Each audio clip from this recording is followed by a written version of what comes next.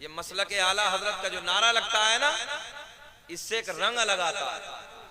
और याद रखना, सुन्नी में और पिलपिले में, दूसरे वाले में पहचान है मसलक आला। हम सही बता रहे हैं। कुछ के पेटों में दर्द होता है आला हजरत के नाम पे। सीधी सादी बात है, आला हजरत ने 1000 किताबें लिखी हैं। कितनी? आला हजरत के नारे से जो चिढ़ता है, आला हजरत से जो बुग़्ज़ रखता है, हम किसी पीर को बुरा नहीं कहते।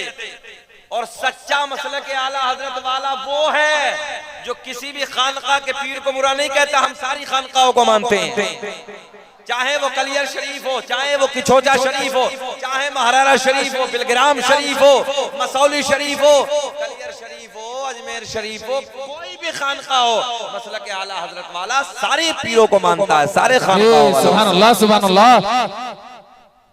और आला हजरत से अभी मैं रुद्रपुर के इलाके में, मुफ्ती साहब वहाँ मसला के आला हजरत पर बड़ा एतराज हुआ। मैंने कहा लोगों को मिलता क्या है एतराज कर? जाहिल भी एतराज कर लिया जिसको कुछ नहीं आता, जिस पे आलिफ बात आसा नहीं आता, हुरूफे तहज्जी बयान नहीं कर सकता, वो भी मसला के आला हजरत पे एतराज करने लगा। आला हजरत ने 1000 किताबें लिखी हैं। कितनी? 1000 किताबें। सबसे छोटी सी एक किताब है, नातों की किताब है, जिसका नाम है हदाई के बख्शिश। मैंने कहा मुल्ला जी खाली उसका जवाब ला दे, हम आला हजरत को छोड़ के तेरी तरफ आ जाएंगे। खाली उसका जवाब दे दे, सर छोड़ के हम तेरी तरफ। बात गई सही है कि गलत है? बोलो बोलो बोलो, बात सही है कि गलत है? इमाम अहमद रजा ने उस दौर में हमारा ईमान बचाया है, जिस दौर में चारों तरफ से ईमान पे डाके डाले जा रहे थे, ईमान को लूटने की साजिशें की जा रही थी। उस दौर में इमाम अहमद रजा ने उठ के हमारे सुन्नियों के ईमान को नारे रिसालत, मसलक आला हजरत, मसलक आला हजरत, नारे तकबीर, मसऊद का दामन, मसरूर का दामन, नारे तकबीर, नारे रिसालत। कोई लिखने वाला लिखता था नबी को ऐसा इल्म है जैसा पागलों को, जानवरों को, शैतान को है। उस दौर में कोई कहता था नबी को इतना भी इल्म नहीं जैसा बच्चों को होता है, नबी को तो दीवार के पीछे की भी खबर नहीं है। कोई कहता है नबी हमारे जैसे हैं, कोई कुछ भोगता था, कोई कुछ भोगता था। ऐसे पुरफितन दौर में आला हजरत ने खड़े होकर जब किताबें लिखी तो उस वक्त हमारा ईमान बचाया। तो यार एक बात बताओ, क्या उसका भी हम एहसान न माने जिसने ईमान को बचाया हो? सुनियो, कोई तुम्हारे 10 रुपए उठा के तुम्हें दे देना बचा के, तो तुम उसका जिंदगी भर एहसान मानते हो। यार बड़ा सच्चा है। तो मेरा आला हजरत कितना सच्चा है ना? सच्चाई का आईना दिखा के ईमान बचा के तुम्हें दे डाके डाले जा रहे थे। और एक किताब का नाम है अद-दौलतुल मक्किया। अच्छा, आला हजरत हमने थोड़ी कहा, इंडिया वालों ने बोला मैं बैठे। आला हजरत जो कहा है, आला हजरत का जो लक़ब दिया है, वो इंडिया के मुफ्तियों ने नहीं दिया, इंडिया के आलिमों ने नहीं दिया, बल्कि उस वक्त अरब के बड़े बड़े मुफ्ती, तवज्जो है आपको समझाने के लिए, अरब के बड़े बड़े आलिम जब हुजूर आला हजरत को घेर के बैठे, पकड़ के बैठे, तो हुजूर आला हजरत ने फरमाया कि ठहरो, मुझे कुछ टाइम दीजिए।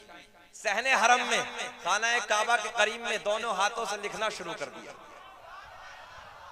है कोई माई का लाल, है कोई माँ का लाल जो इस हाथ से कुछ अलग लिख दे, इस हाथ से कुछ अलग लिख दे?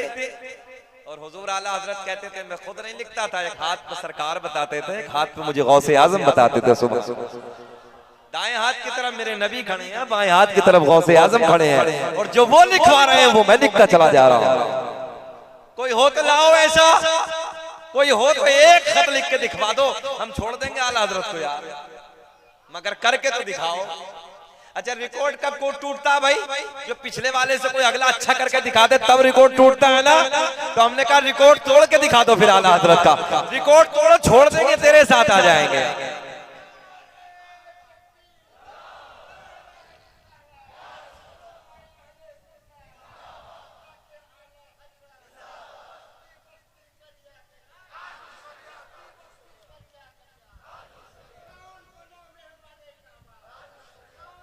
ताजुश्शरिया, ताजुश्शरिया।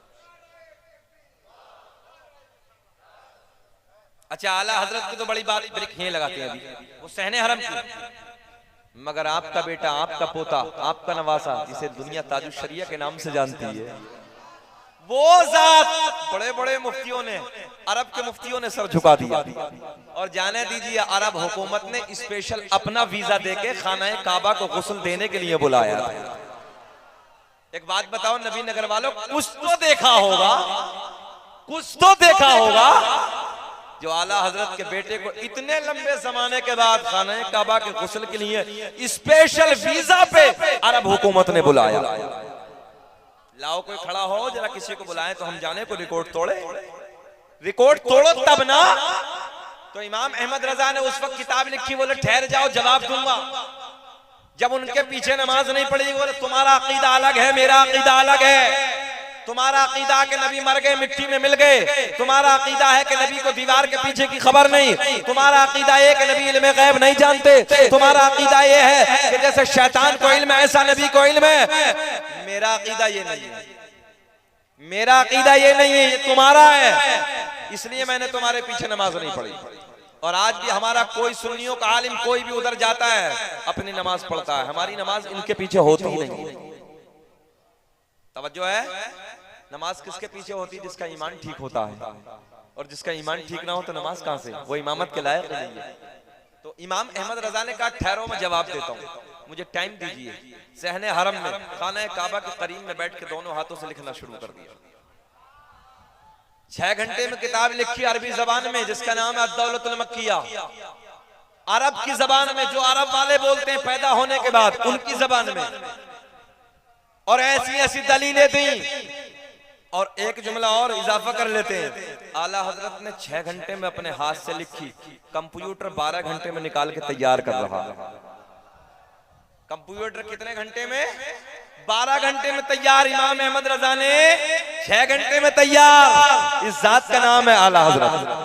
तो जब अरब के मुफ्तियों ने उस किताब को पढ़ा, मुताला किया, तो मुताला करने के बाद बोले ये कोई हजरत नहीं है, ये कोई हजरत नहीं है, ये तो अपने वक्त का आला हजरत है।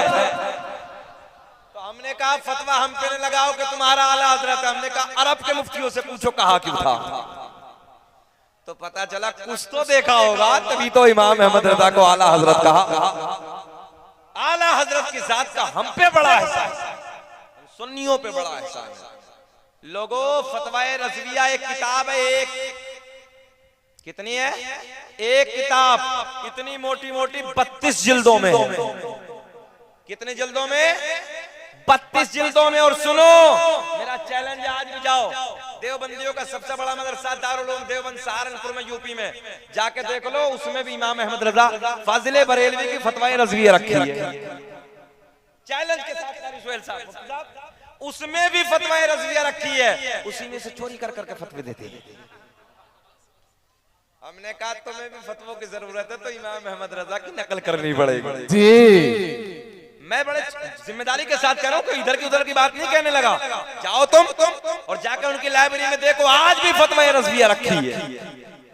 फतवे देने के लिए उन्हें भी मेरे इमाम अहमद रजा की किताब की जरूरत पड़ती। अबे अपने तो अपने गैरों ने भी सर झुकाया। जी भाई क्या बात है। मानते इसलिए नहीं, नारा इसलिए नहीं लगाते कि नाक कट जाएगी। नाक कटने वाली जी, बड़ी बेइज्जती को तो बंगाल में समझते हैं। वो सोच रहे हैं कि बगैर मानेंगे मसलक आला हजरत का नारा लगाएं तो बड़ी बेइज्जती हो जाएगी, मगर अंदर से मदद लेते हैं तो आला हजरत की किताब की जरूरत है। वो जात का नाम है आला हजरत यार। अच्छा, दिल्ली में एक मुशायरा था रामलीला ग्राउंड में साहब, वहाँ एक देवबंद का शायर है जिसका नाम है डॉक्टर माजिद देवबंदी। आपने सुना भी होगा, सोशल मीडिया का जमाना, बहुत बड़ा कलमकार है मुफ्ती साहब, बहुत बड़ा शायर है। तो रामलीला मैदान में बहुत बड़ा मुशायरा था, कोई नात के अशार पढ़ रहा था, कमजोर अशार थे। तो डॉक्टर माजिद देवबंदी ने खड़े होकर कहा कि अगर नात ही लिखना सीखना है ना तो बरेली के इमाम अहमद रजा की हदाई के बख्शिश पढ़ ले, तुझे नात लिखने का शऊर आ जाएगा। सुभान अल्लाह सुभान अल्लाह। हमने कहा अपने तो अपने, गैर भी बोले यार। इस जात का नाम है इमाम अहमद रजा। अब बताएं बेचैनी तो नहीं हो रही है? और बोलने के खत्म कर लें, हाथ उठा के फिर बोलो लब्बैक या रसूल अल्लाह। अब फिर यहीं से अल्लाह ने ऐलान फरमाया, जाओ मज़ारों पे जाओ, कब्रों पे जाओ।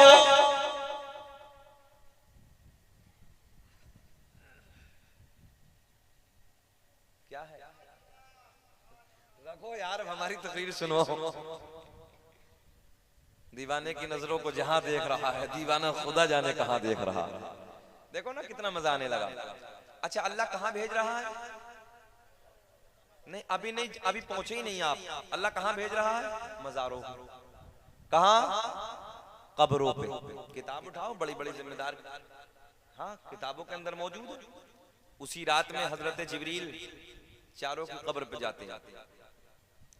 अच्छा सुनियो, हम जाएं अजमेर शरीफ, कलिया शरीफ या और किसी खानका पे हम चले जाएं, तो लोग हमें कहते हैं कब्र पूजवा। हमने कहा नादान, हम कब्रों को पूजते नहीं है, बल्कि कब्रों को